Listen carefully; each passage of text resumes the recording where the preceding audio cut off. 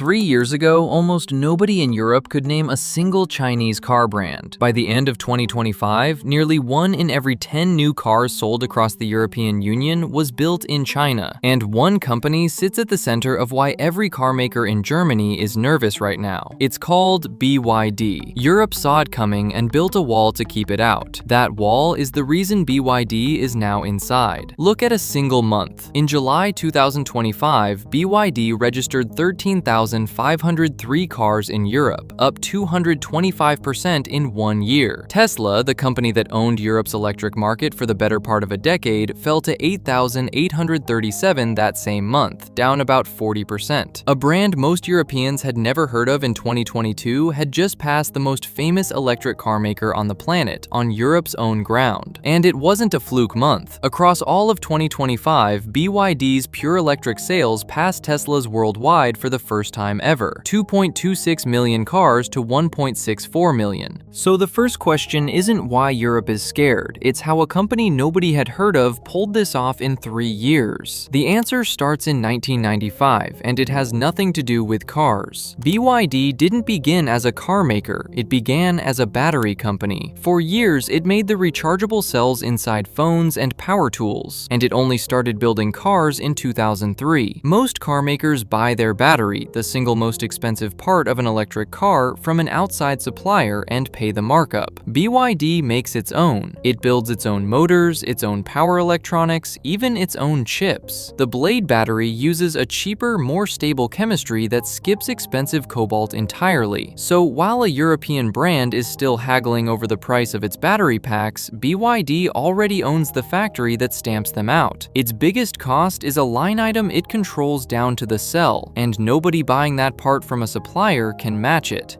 There's a second force pushing BYD onto European roads, and it's not ambition, it's pressure. China's car factories can build roughly twice as many vehicles as Chinese drivers actually buy each year. All that extra metal has to go somewhere, and most of it goes abroad. In March 2025 alone, China exported around 349,000 electric and hybrid vehicles in a single month, and roughly a third of those carried a BYD badge. A factory that big doesn't pause for a tariff, it looks for the next open border. Now the wall. In September 2023, Ursula von der Leyen stood in front of the European Parliament and said it plainly. Chinese electric cars were flooding in at prices propped up by enormous state subsidies, and Europe's own car makers couldn't survive it. A year later, October 2024, the EU made it official. On top of the standard 10% import duty, China-built electric cars would carry extra tariffs for 5 years. BYD's rate came in at 17%. Some rivals got hit far harder, with SAIC sitting at 35.3%. For about a month, the data even looked obedient, with Chinese registrations dropping as the duties landed. So people keep calling the tariff a failure. It wasn't. The duty did the one thing nobody in Brussels planned for. It convinced BYD to stop knocking and move in. And 17% barely stung. Prices in Europe sit so far above Chinese prices that BYD can earn several times more profit on a car sold in Berlin than on the same car sold in Shenzhen, even after the duty comes out. So a 17% tariff lands on a margin already bigger than what many European rivals make on an entire car. A tariff only bites a car that crosses a border. Build the car inside Europe and the tariff simply doesn't exist. BYD saw that faster than anyone. It poured 4 billion euros into a plant in Szeged in southern Hungary, the first passenger car factory any Chinese automaker has ever built inside the EU. Trial production started in late January 2026. Full production is expected this quarter. The plant is designed for up to 300,000 cars a year, and the first model off the line is the Dolphin Surf, the same small, cheap car the tariff was built to keep out. BYD moved its European headquarters to Budapest, brought around 2,000 jobs and a research center, and began certifying roughly 150 European suppliers, stitching itself into the local economy one contract at a time. Then it got cleverer. BYD started a second plant near Izmir in Turkey, opening from March 2026. Turkey isn't in the EU, but it shares a customs union with it, so a car built there crosses into Europe with no electric vehicle tariff at all. One factory inside the wall, one at a side gate that charges nothing. And for everything still shipped from China, BYD used a loophole sitting in plain sight. The duties only cover pure electric cars. They don't touch plug-in hybrids. So BYD built a lineup that's around 40% hybrid, and Chinese plug-in hybrid shipments into the EU jumped 892% in the first 2 months of 2025. 3 doors, Brussels had locked one.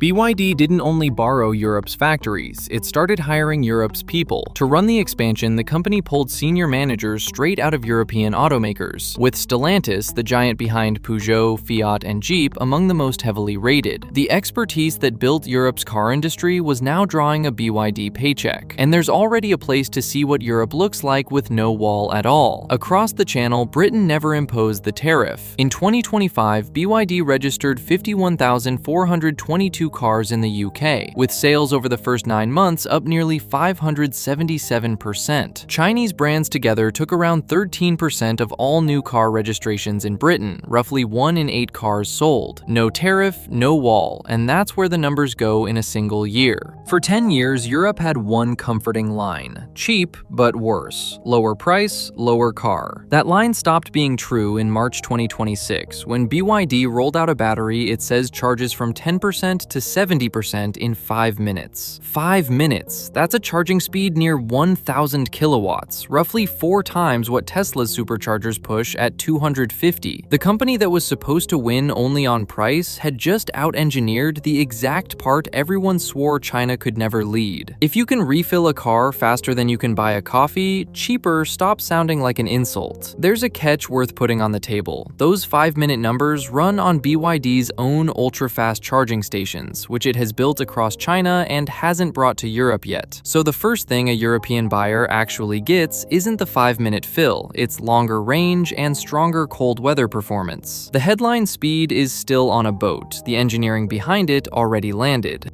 So picture a board meeting at a European car maker early 2026. Volkswagen's operating profit for 2025 fell 53.5%, down to 8.9 billion euros, its weakest in nearly a decade, and the company pointed straight at Chinese competition. VW now plans to cut around 50,000 jobs in Germany by 2030, up from the 35,000 it had already agreed. Audi is cutting 7,500. Bosch announced 13,000 and named a 2.5 billion euro cost gap it blames partly on Chinese rivals. Across Europe's parts suppliers, industry groups put around 350,000 jobs at immediate risk. 104,000 of those cuts are already on the table, just between 2024 and 2025. Analysts have started calling this a second China shock. The same wave that hollowed out Western factories in the 2000s aimed this time at the industry that holds up German, French, and Italian jobs. A modern electric car is a rolling computer, packed with cameras, microphones, and sensors, online around the clock. So European officials started asking a sharper question: